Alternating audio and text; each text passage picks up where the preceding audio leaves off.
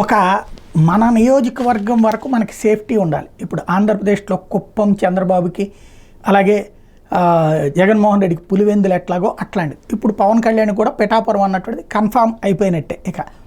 ఓసారి అలాగా ఒక స్థిరమైన పెద్ద నాయకుడికి ఒక నియోజకవర్గం ఉంటే అక్కడ ఓడించడం అనేది అసాధ్యం. వాస్తవంగా రాహుల్ గాంధీకి అంతకుముందంటే అమేది వాళ్ళ కుటుంబ వారసత్వం కిందకు వచ్చింది. రాజీవ్ గాంధీ, ఇందిరాగాంధీ, సోనియా గాంధీ అట్లాంటిది తల్లిని తీసుకెళ్ళి రాయబరీలోనూ నిలబెట్టి తను అమేధిలో పోటీ చేసుకొచ్చాడు రాహుల్ గాంధీ. అయితే ఒక్క ట్రిప్పే, రెండో ట్రిప్కి వచ్చేటప్పటికి అదే అమేధి నుంచి ఓటమి పాలయ్యాడు. అది ఓటమి పాలవుతున్నానన్న భయంతోనే వెళ్ళి వాయనాడులో పోటీ చేశాడు కేరళ నుంచి. తర్వాత ఇప్పుడు రాయ్బరేలీ నుంచి ఓ పక్కన తన తల్లి పోటీ చేయకుండా రాజ్యసభకి వెళ్తే ఆ సీటు తన చెల్లెలు అడిగితే కాదని తనే పోటీ చేస్తున్నాడు. ఎందుకని?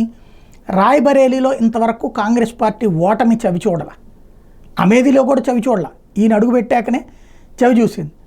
ఇప్పుడు రాయ్బరేలీ స్థిరంగా ఉంది కాబట్టి ఇప్పటికి కూడా జనం నమ్ముతున్నారు కాబట్టి అది తన దగ్గర ఉంచుకుని అమేధినేమో శర్మకు వదిలేశారు, వాయనాడికేమో చెల్లెలు పంపిస్తారు. అంటే తనకి తాను ఒక సేఫ్ జోన్ని ఎంచుకున్నట్టు కనబడుతుంది.